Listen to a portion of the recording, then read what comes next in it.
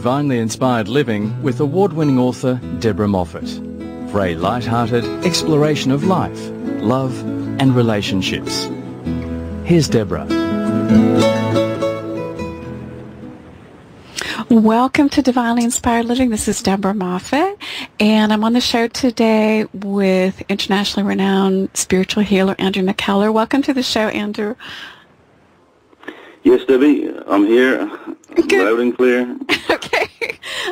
So Andrew's had ready to go. Thank you. Andrew's had a long day of healing, and we're fortunate that he's taking some time out from his very busy schedule to talk to us. I had the fortune of meeting Andrew a couple of weeks ago in Geneva, Switzerland, and we had a chance to spend some time together and talk, and I had some sessions with Andrew. And Andrew, you just blew my mind. That's the way it goes.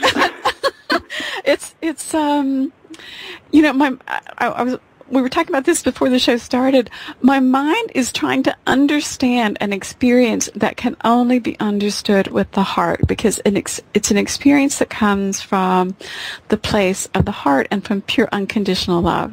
And I want to introduce you, Andrew, by talking a little bit about what I've learned about you since. Okay. Yeah, fine, no problem. So Andrew has been doing healing for about 30 years in Southampton in the United Kingdom, and occasionally you've gone to Spain, I believe, and to the U.S. Yeah, I've traveled around a bit. Yeah, and so you were in Geneva a couple of weeks ago, and when you were in Geneva, there were, in a matter of 6 days, you saw over 250 people. Yeah. Right. Was I tired afterwards? I can imagine. And I was stunned to see people coming in wheelchairs and people coming on crutches and people who had cancer, and already hearing the testimonials of the people who were helping out, telling me about watching people who come in a very low state actually walking out and vibrant and with a complete change of energy and a physical, mental, spiritual state. So, Andrew, one of the things that we were talking about last time, and I'd like to talk about in this show, is illness and the aura, because whenever I had the session with you, when we sat down, you immediately said, I can see your aura, and I can see on your left side you have your immune system is weak, and you could see some greenish, blocky, black stuff in my aura. Yeah, that's right. And one of the things you said when I had you on a few weeks ago is that the body functions on color and light, and I would really like for you to explore that further with us and to help us to understand more about what that means, in as much as we can understand it. For you, it's experiential. So, if you tell most people on this planet that the body functions on color energy, they're going to think you're crazy, but it happens to be a fact. The body functions on color energy. Within the astral body, there are several energy centers, and they are constantly drawing on color. The only way I can really explain it, if I bring together color and illness, is that when we are born, our color system is more or less in balance. But as we grow, we go to school, we leave school, go to college, come out from college, we start work, and we get married, and then we start to accumulate the stresses and strains of daily life. And then we start to lose, or the color starts to dilute itself. Stress is, as we've heard, that stress is a big killer. Of course it is, because it literally saps the color from your centers. Go on, sorry. Is color related to vitality then? Is the light related to vitality? Well, it's basically related to your life force. Okay. Vitality is only one aspect. The color works on the whole system, your spirit, your mind, and your body. As I said, when we're young, when we're born, the colours are more or less in balance, but as we get older, stresses and strains of daily life, we lose colour. And then people start to complain about this ache or pain, or there's a lump appeared, or I've got this illness or I've got that illness, is because they're losing far too much colour energy from these centres. If you lose far too much colour from the centres, that's when you start getting the serious illnesses. Now let's take when people come to me for healing, and I've treated over the last 30 years tens upon tens of thousands and thousands of people, and 99% of people that I treat, doesn't matter if they're a believer, it doesn't matter if they're a skeptic. Once I place my hands over their eyes during the course of a healing session, their vision fills with these coloured lights. I treated, how many people have I treated today? About 35 people today, and everyone bar 3 people saw the coloured lights appear in their vision. Some people see the reds, the oranges, some people see the greens, the blues, others indigo and violets. I do find that, because I treat a lot of cancer sufferers with a great deal of success, that a cancer sufferer, once I place my hands over their eyes, their vision fills with a bright pink coloured light. Pink is the colour of dispersal for cancer cells, which I was shown many years ago by one of my spirit guides. So yeah, it's how the body functions on colour energy. It's if you take the sayings of old, everybody knows these sayings. I'll be very surprised if anyone listening doesn't know these sayings. You've heard of the sayings, I'm in the pink, or I'm feeling blue, mm-hmm. or green with envy, mm-hmm. or red with anger. Yes, if absolutely. You stop and think, where do these colours come from within these sayings? They come from the energy centres. Some people call them chakras, but I don't like that word chakra. It's too airy-fairy. A spinning vortexes of wheels in the astral body. There are no vortexes of wheels. It's just energy portals where the colour comes through. So that's why I call them energy centres rather than chakras. So yeah, that's basically it. It's my advice to anybody listening is really keep yourself stress-free as possible, because the moment you get stressed, you're starting to lose colour, and if you lose colour, you're in trouble. We're in trouble. Is there some way to make up for that? Sorry? If we lose colour, if we lose that energy, is there some natural and immediate way to make up for that without having to come to see you every time? You can learn to meditate, which will help. But if you're losing too much colour, then you really do need a healer. Go to a healer. Now, when I say a healer, as I've said before, and a lot of healers don't like me for this, but I'm a person who speaks my mind. You must go to a gifted healer. You can't go to any healer. Mm-hmm. If you are really ill, always go to a gifted healer, somebody who has a track record of curing a lot of people. And then you will get your energy centers boosted. So, yeah, that's it, basically. Or learn how to meditate. Okay. No, one of the things that was very remarkable for me whenever I had the sessions with you was I immediately felt the shifts in my energy field. I felt the heat afterwards. It's funny because a lot of people say that your hands heat up incredibly. And for me, it was, I could immediately feel the energy shifting in my body. So did I. And it was later that I felt the heat, but I felt great. I felt really exhausted afterwards for a few days, and then I felt really, really good. Just a real sense of joy. And One of the things that that I had as an experience was, as I sat in meditation and was digesting this energy, was just feeling that unconditional love, and it just made me weep. It reminded me of being with my teacher and your teacher as well, Sai Baba, in India. I just had that experience of that unconditional love.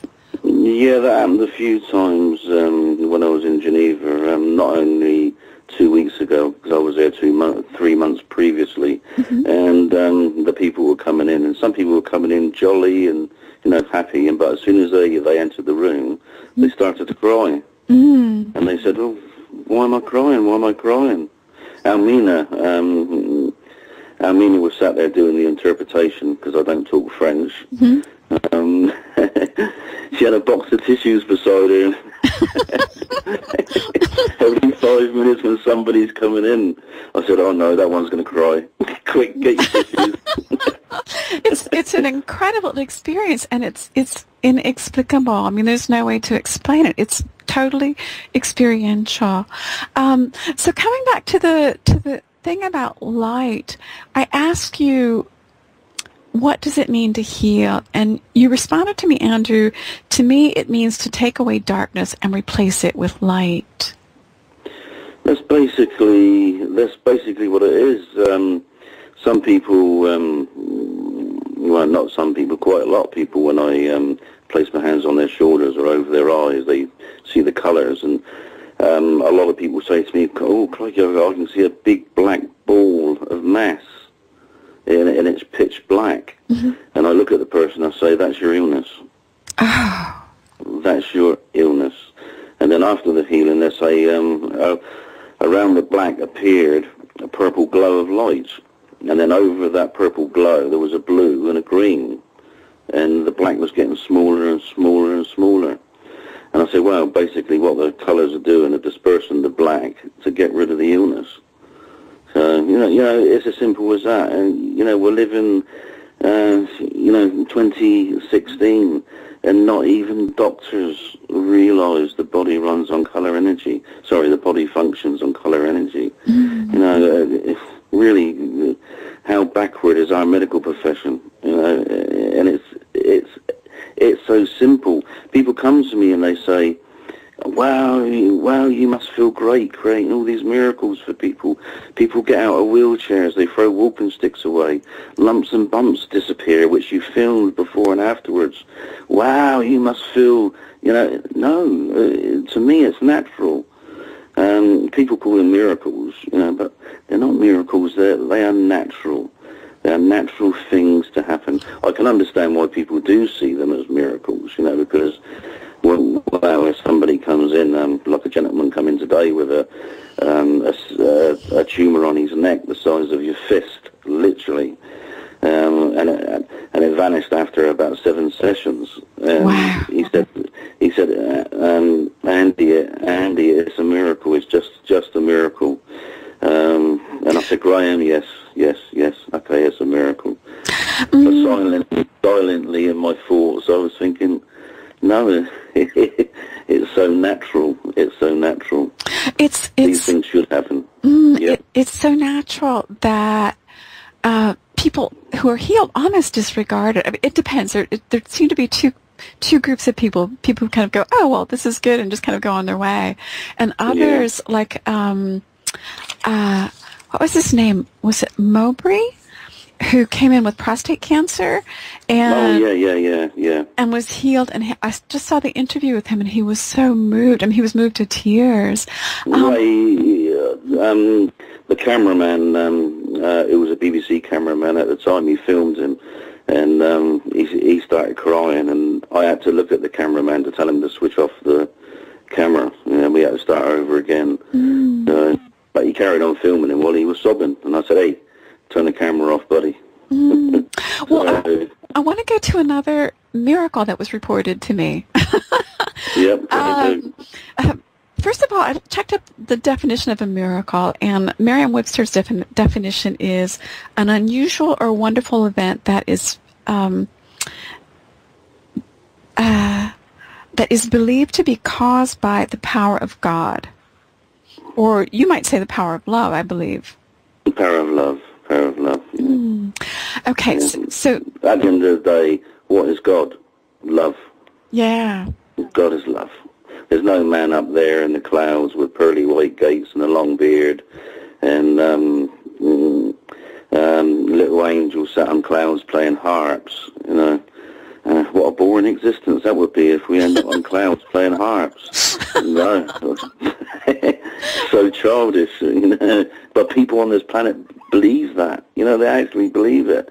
God is the power of unconditional, unadulterated love. Not human love. Human love is not real love. Human love is grasping and contracting and crushing. Divine love is expanding. It's energy. It's that sense of expansion and energy that I felt whenever I was in your presence. And even now as we speak. So I believe that people who listen as they tune in, they can also experience the healing from just being conscious of that energy. I've had many people over the years that have phoned me for healing, especially in the early days when I could actually pick the phone up and speak to people. I can't do that these days, obviously, you know, because I'm constantly snowed under. They got to leave an answer phone message, and I get back to them maybe, maybe. You know, but it's a case. Many people have said to me, while I've been talking to them on the phone, I can feel heat in my body just by talking to you. My pain's gone, or a limb may start to shake, and they say to me, "Oh, something strange has happened. My leg or my arm's shaking." You know, a lot of things happen. You know, it's I had one bloke who was cured of a very, very serious back problem while he was speaking to me on the phone. You know, because I don't only release energy from my hands, I release energy from my whole being, and also by using my vocal cords. The healing is constantly coming out of my body. So that's the way it goes. It's pretty incredible, pretty wonderful. So we're going to take a short break, Andrew, and when we'll come back, I'm going to tell you about the miracle that that was reported to me. Yeah, no problem. Yeah, no problem. Okay. Yeah, I'll speak to you soon.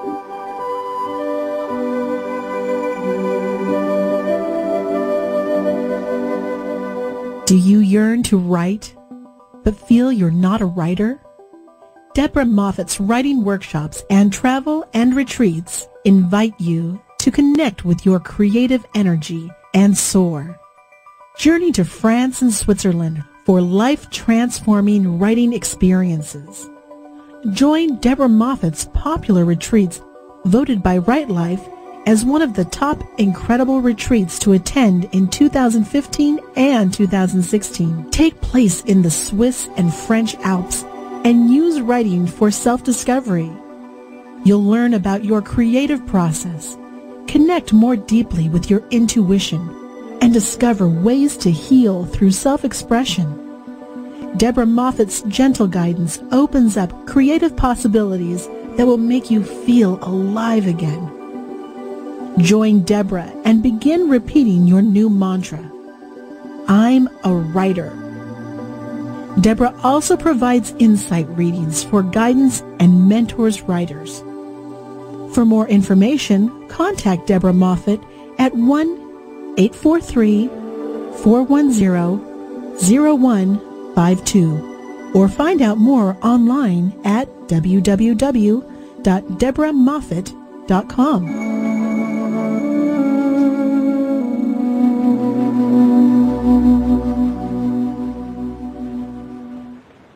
Welcome back to Divinely Inspired Living. This is Deborah Moffitt, and I have with me today internationally renowned spiritual healer Andrew McKellar. Welcome back to the show, Andrew. Thank you. And I wanted to tell about a miracle that someone reported to me, Andrew. And this is Liz Roston, who her husband actually is a BBC journalist, or was a BBC journalist, and she came to you. She came to you for some treatments for multiple sclerosis. That's right. Yeah. Mm-hmm. And she told me that for her personally, she'd had a great deal of nausea and many, many problems, and you have completely changed her life. And she comes back to see you on a regular basis, but that was not the miracle. That in itself was a miracle. And she's very enthusiastic about your work, and she's been seeing you probably. Well, they were actually talking about buying Liz an electric wheelchair. Oh my gosh! You know, it was that bad. But now she follows Freddie all over the world when he goes out filming. So she recently went to America with him and on a film set and did a lot of work with him. Her life's changed. Yeah. She told me that she couldn't go generally without 3 minutes in a car without getting terrible nausea, and after the treatments, it completely changed her whole state of being. Yeah. Well, when she first come in, Freddie had to help her on the stool. That's how bad she was with the MS, you know. But after, I think it was about several weeks, she was coming in on her own, you know, so unaided because she wasn't falling all over the place. But that was not the miracle I wanted to talk about, even though that's a miracle. So she told me whenever I had a conversation with her, and you didn't know I was going to talk with her about this. No. She said, I have to tell you this one story. She said, when you go, she said, you've got to come and you've got to go into the waiting room and just see the people who come in. And she told me that one day she was there and there was a couple of young parents who came in with a baby who had psoriasis. And the baby was covered completely in psoriasis and was suffering, just screaming and suffering, terror in the eyes. Doctors hadn't been able to do anything for this poor baby. And she said it was about 6 to 8 months old. And they came to you, and kind of the last resort, as I think happens with a number of people. And she said just by chance, 3 weeks later, she was in the waiting room again, and she happened to see the same couple, and the same baby was perfect, beautiful skin. Yeah. You would not have recognized it was the same baby. No. Yeah, I do remember that case, you know. It wasn't one baby, it was two babies, actually. They were twins, and they were both covered in psoriasis. I've treated many cases. In fact, I've treated the worst cases on record. I've taken photographs before treatment, healing treatment, and photographs afterwards. I filmed people before and afterwards, you know, to show the evidence, basically. Of the power of spiritual healing. There was one lady that came to me once, and she was covered. She looked literally like a leper. I've never seen anything like it, and I've seen the worst cases of psoriasis, but this particular lady was covered head to foot. How she lived with that, I don't know. And I cured her in about 7, 8, maybe 9 visits. She come to me. And I took photographs straight afterwards, and I have them here in my drawer, in this drawer. The photographs were taken before. I asked her permission, could I take photographs? And she said, oh, yeah. She said, fine. She said, I'll take my clothes off. I said, oh, don't you dare. Don't you dare. Stop. I said, no, just roll your trouser legs up and roll your sleeves up. And she lifted her top up from the back, and I took a photograph of her back. And a few weeks later I took the final photographs where, wow, clear as a bell. But it's natural. So, Andrew, why do we have such a hard time believing in society as a whole? One person said to me, this is the same power as we read about in the time of Jesus, and it is. So why is well, such a difficulty with it? There's no difference between the power that Jesus used. There's no difference between the power that flowed through Jesus or the power that flows through me. There's no power, and there's no difference whatsoever. It's spiritual energy. And it seems that the source of that, one of the things that you repeat often is we're not the body. And one of the things that you said to me is we've got to get back to the source of realizing we're something far greater than this physical body that carries on after death. Yeah, I didn't answer your question just a minute ago, did I? You said, why do people find it difficult to believe? Mm-hmm. That's one of the reasons, is because people think that they're the body.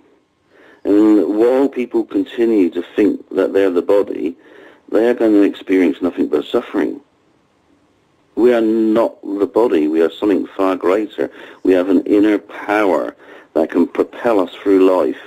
It's as I said in the last show, when we're born, every one of us are given a torch to see us. This is symbolic. You know, I don't want people thinking, oh, I didn't have a torch when I was a baby. Some people will, believe me. Some people are very thick. Anyway, when we're born, we're all given a torch to see ourselves through life, to see our way through life. But we must supply the batteries of love. And as I said, while we think that we're the body, we will always suffer. We've got to start realizing that we are spiritual beings. We're not human beings with a spirit body. We are a spirit body. Sorry, we are a spirit. I'm getting all bleeding tongue-tied there, aren't I? We're not just human beings. We are spiritual beings. The spirit comes first. It's like, say, for instance, having a glove on the hand. You can look at the glove, and some people say, that's a hand. But you say, no, it's a glove. Yeah, but it's still a hand. But if you take that glove off of the hand and throw it to one side, indicating the body, mm-hmm. and you look at the hand, you can still wiggle the fingers, you can still bend the wrist, but the glove's over there, the physical body. It's dropped to one side, but you still got the hand, the spirit body. So you are the spirit, you're not the glove or the overcoat. That's the easiest way to really explain it. And I remember you telling me, Andy, that whenever people leave the body, they actually are able to see them step out of the body and look at the body. And you said you have had that experience quite often. Yeah, I've had that experience many a times, especially as a young child, more so as a young child, from 6, 7, 8 years of age. I would be led on the bed and I would be up through the roof, and as I was floating up, I could actually see the rafters in the roof, and then I would go out through the roof, and then I'd go soaring across the sky and look at familiar sights below. And then further on, I was looking at places that I haven't seen before. So, I've had many of out-of-the-body experiences. Also with Sri Satya Sai Baba, who passed over six years ago. Still, he appears to me through either dream state or through out-of-the-body experiences. It's often he's come to me. I've left my body and I've travelled somewhere, and I've turned around and Sai Baba stood there, and he starts talking to me, about my life, or he's there to teach me something, obviously. So. And that's happened for over 30 years. Are there conditions for someone to heal? Conditions? Yeah. Does the person have to be in a certain state of being or acceptance or deservedness to heal? What, you mean the patient? Yes. How can I answer that? I ask you challenging questions. It's I guess, say for instance, one person comes into me with a serious back problem, mm-hmm. And funny enough, I had a bloke in literally 2 hours ago who was told that he needed an operation, otherwise he could end up in a wheelchair. Mm-hmm. And I said to him, Colin, I said, please, please, please don't have the operation. Please, just, I think I can sort this back out. So I sorted his back out, within a few weeks. Now, another person may come in, and it may take me even longer to sort that back problem out. And then another person may come in on crutches. I may cure them within a matter of 5 minutes. Some people are very, very quick, respond so quick, and others can take a little time. Mm-hmm.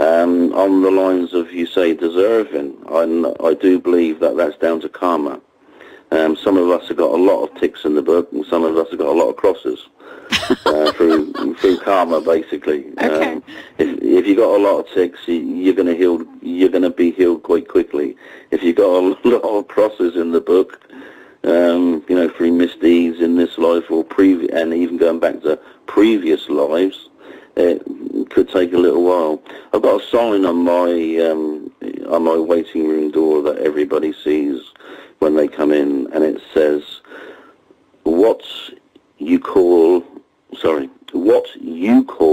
a miracle may happen here very quickly, or it may take a little time. Mm-hmm. And I hope that answers your question. It does. There's no one size fits all. I can't hear you. There is no one size fits all. No. Some people will be cured very, very quickly. Some people, it's going to take a little time, Mm. But after each session, they get stronger and stronger and stronger until the illness falls away. I want to come back to, for listeners who didn't get to hear the first interview with you, Andrew, I want to fill people in a little bit on how you started. So you knew as a child that you had a gift, but you also rejected it and went through a lot of suffering. Oh yeah, I've been through hell and back, literally. Hell and back. I'm only using that as a phrase because there's no such place as hell. Mm-hmm. I've been through a lot of suffering in life. A lot of people have, but the suffering that I went through, I suffered with epilepsy as a young child, and as a young man I ended up on the streets, living on the streets in cardboard boxes and hedgerows, in woodlands on and off for about 3 years, and also having a very difficult childhood. But the difficulties that I went through, as I said in my first interview, that I'm really, really pleased that I went through those difficult times, because it allowed me to develop as a spiritual being. And the main thing that developed was a deep level of compassion for others, especially people that are suffering. So, and you've got to have a very, very strong, compassionate side to you to be able to even attempt to heal the sick and suffering. Mm. But you find that most natural-born healers, because most healers are not natural-born, they give very, very diluted power, and most healers are wasting their own time healing, really. But the natural-born healers in the world, which there are many, you will find that most of them have gone through a great deal of suffering. Mm. And you didn't go to a school to get a certificate? No. If any healer's listening and you've got a certificate, tear it up and put it in the bin, because that's the only place it's fit for. Healing comes from within the soul of the person. No amount of training, no amount of certificates will make anybody a healer. You can go to as many classes a person can go to as many classes as they like, and they can collect as many certificates as they like. It will not make them a healer. So if you if a person out there listening wants to become a healer, and they've heard through the grapevine that there's a lady up the road who owns an organisation, and she takes people on for a 20-week course, and she gives you a certificate, please don't be fooled by this. If anybody wants to heal, or try to heal, just use it on friends and loved ones to start with. If it works, all well and good.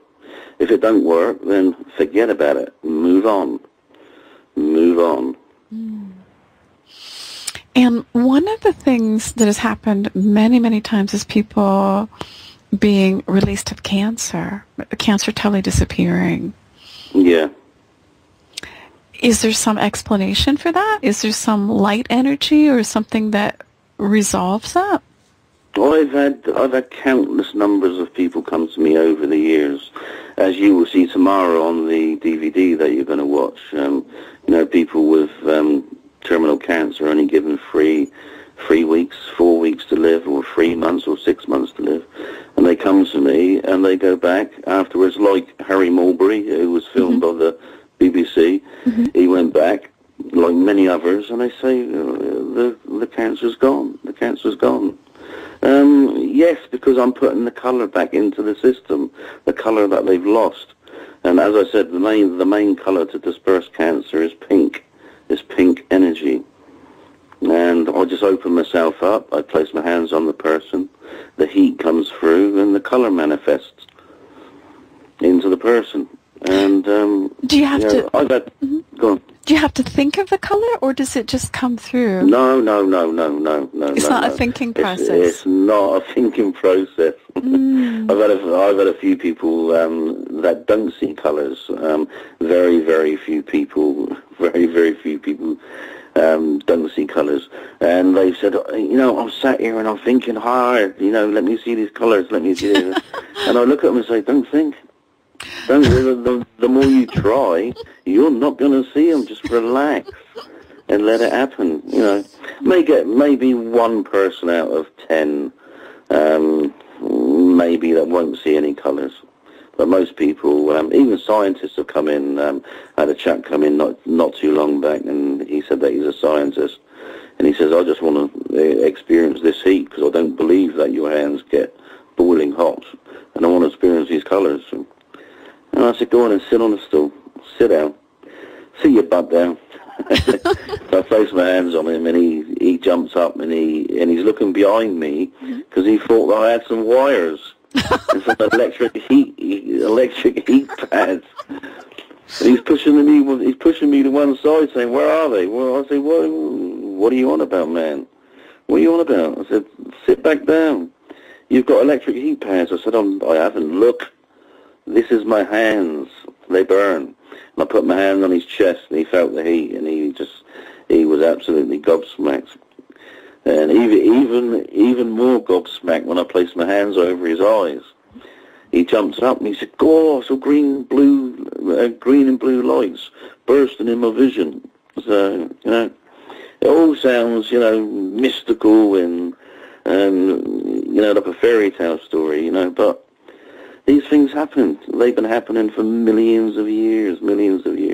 So, yeah. Okay, we're going to take another short break, Andrew, and when we come back, we're going to talk more about the miracles and some other wonderful experiences with you.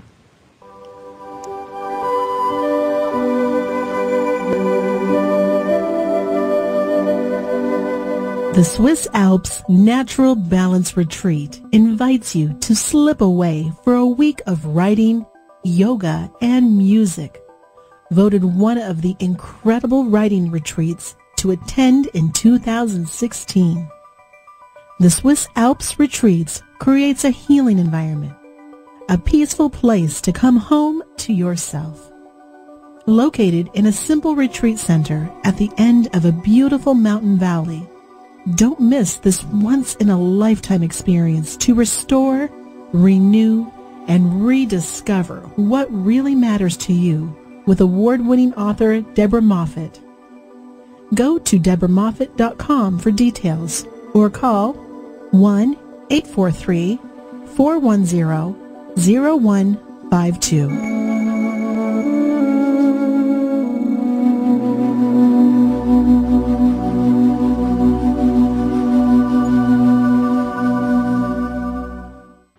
Welcome back to Divinely Inspired Living. This is Deborah Moffat, and I have with me Andrew McKellar, who is an internationally renowned spiritual healer. And Andrew, as you have heard, if you've been listening to the show, has healed people from cancers and joint problems and psoriasis, many, many kinds of illnesses. Welcome back to the show, Andrew. Yep, welcome. And we've been talking about how Andrew sees the aura and the experience of having a healing with him. And he was just telling us a story about how a scientist had come in wanting to know what to expect, and kept looking for the wires for the heat that was coming through your hands, Andrew. And yeah, that's right, yeah. Looking behind me, he's looking behind the chair. Where's the trick? Put those heat fans? Where's the trick? Yeah, where's the trick? Yeah. There's no trick. There's always going to be people that think there's a trick, but I don't worry about these sort of people. So, it's a case of the healing's there. Healing has been around for thousands and thousands of years. I mean, probably since time began. It's the life force of the universe. It's the power of love. That's all it is. And you said that you've had scientists try to hook you up to machines to try to figure out what this power is. And that was going back in the past, yeah. And, I thought, what am I doing this for? They're asking silly questions, and, they're all closed-minded, and I said, you can spend $20 billion, or English pounds, on some kind of machine to try and find out where the healing power comes from. It's a non-physical force. They will never find out where it comes from. Well, we don't really have a paradigm to fit it into our society. It's all of the stuff from the past is considered uneducated, low tech, dysfunctional. People kind of look down on all the past traditions, shamanism, Native American wisdom, even though a lot of that is starting to come back, it's starting to resurface. And it's hard to find a space for it in our society until people really have a crisis where that's right, yeah. Where there's nothing else. Mm-hmm. When they get to the point of when the doctor or the specialist said, look, there's nothing else we can do, you're going to have to go home and live with the problem for the rest of your life, or go home and live your last days, then they panic, and then they start looking elsewhere. But more and more people are starting to open up to alternative therapies, because you go to a doctor and, what do you really get? I'm a man who speaks my mind. They can't even cure the common cold. And when I hear people go to a doctor with a serious back problem, I honestly think, why are you going there? Why? They can't even treat the common cold. It's a case of, there are more and more people. I think there is a rising of consciousness that people are starting to look elsewhere.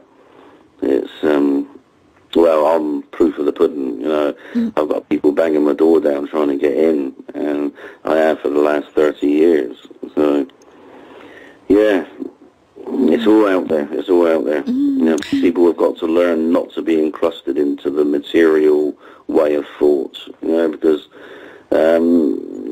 people function on the physical five senses, and that's a very, very dangerous place to be. You've got to go beyond the physical five senses. As I said, we're not the body. We are the spirit.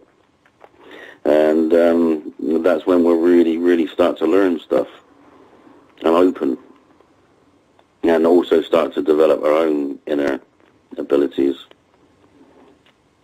It's hard for a lot of people to make that leap of faith, because it really is a leap of faith.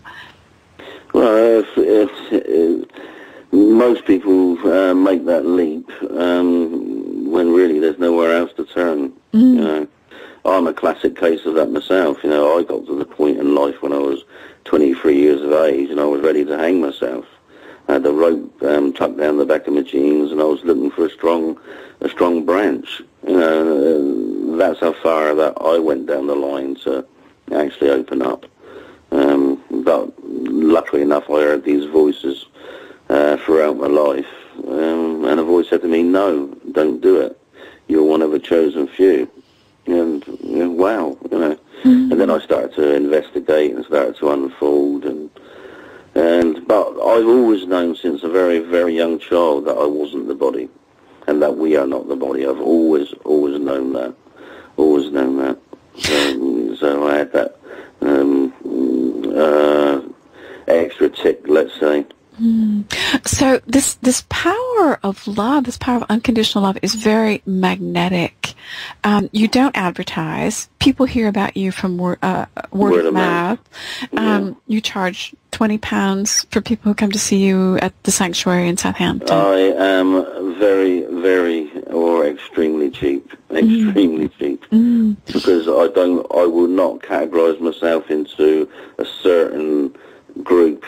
You know, I have to treat everybody. It doesn't matter whether they're the person's a road sweeper, or they're a lady working on the till at Sainsbury's, or they're a lawyer or a police officer, an actor, or a famous singer. You know, I will be open to treat everybody across the board. That's why I charge a very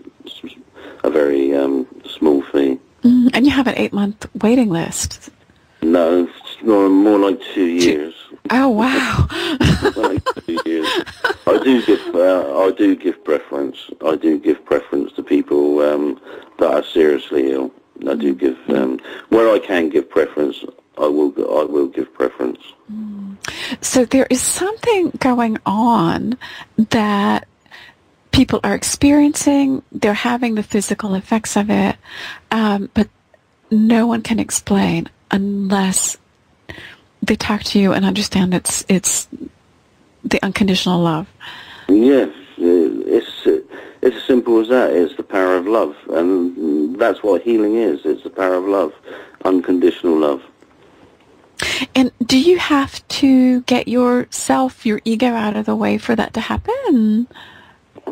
I don't think ego's a bad thing. It all depends what you mean by ego.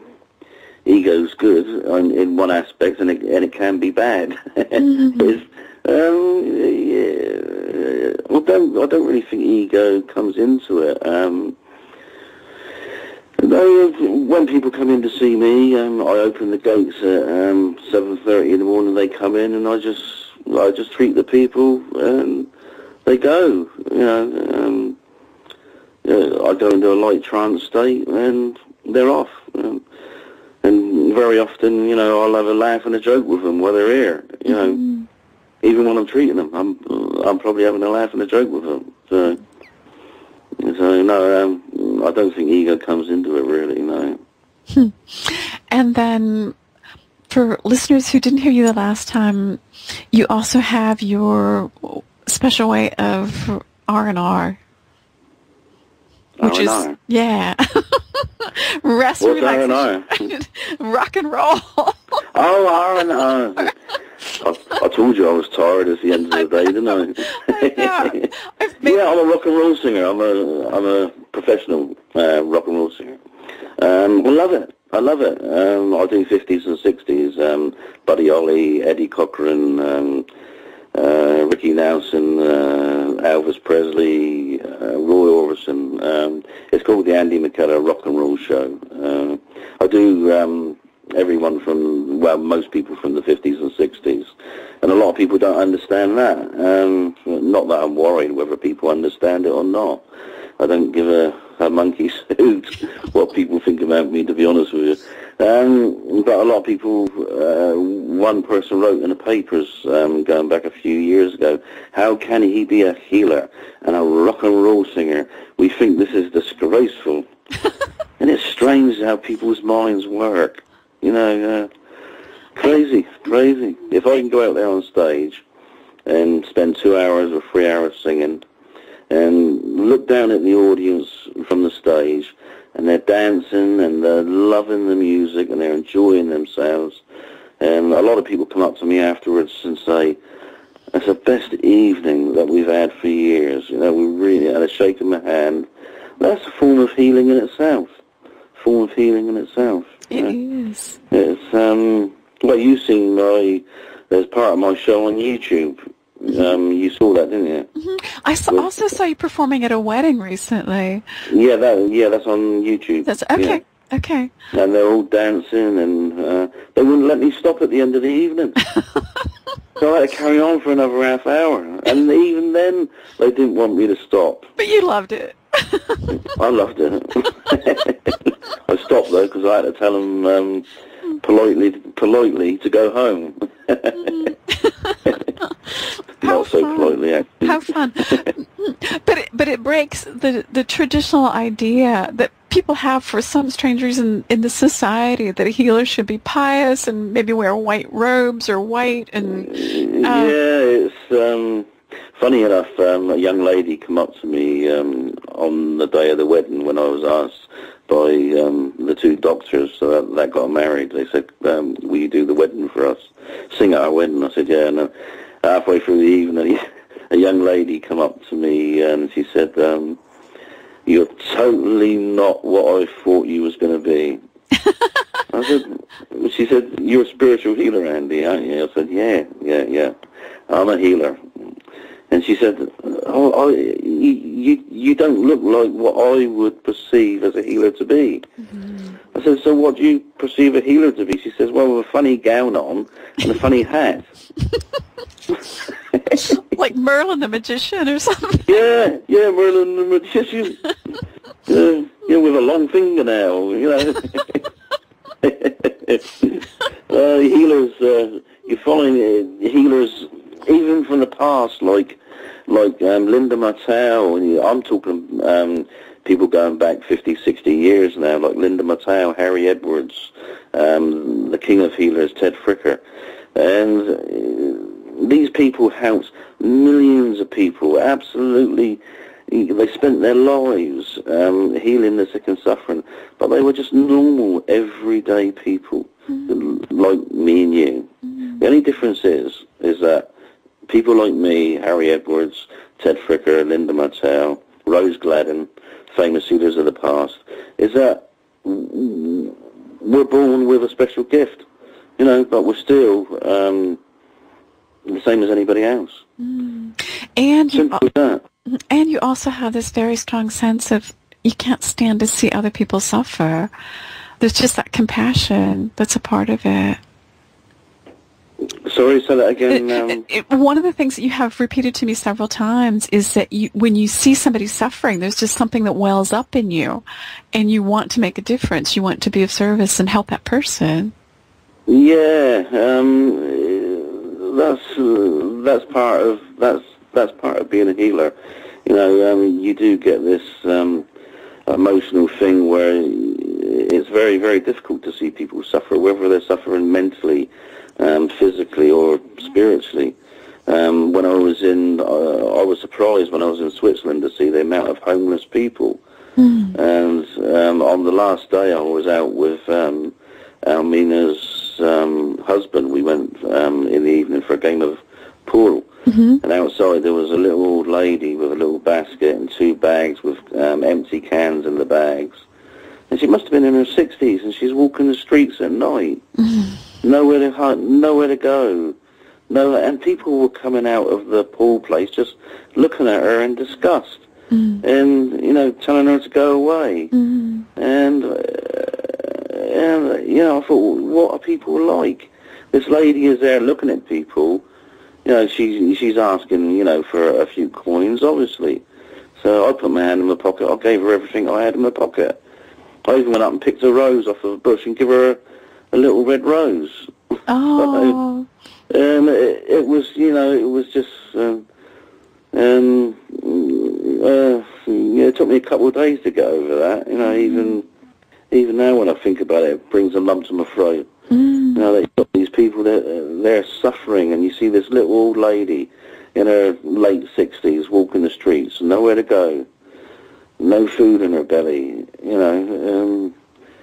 There's far too much suffering in the world, far too much, and honestly, it breaks my heart. So it's making me sound like a big softy, which I am a big softy, but there's a side of me that is not so soft. I don't suffer.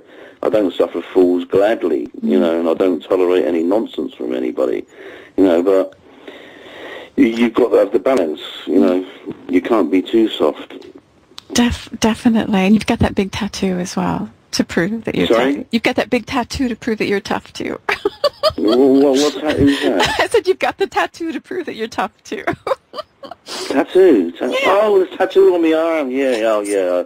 I had that done when I was 17 years of age. Okay. I always wanted an eagle put on my arm, because everyone was having eagles back in the early 80s, and I wanted this eagle.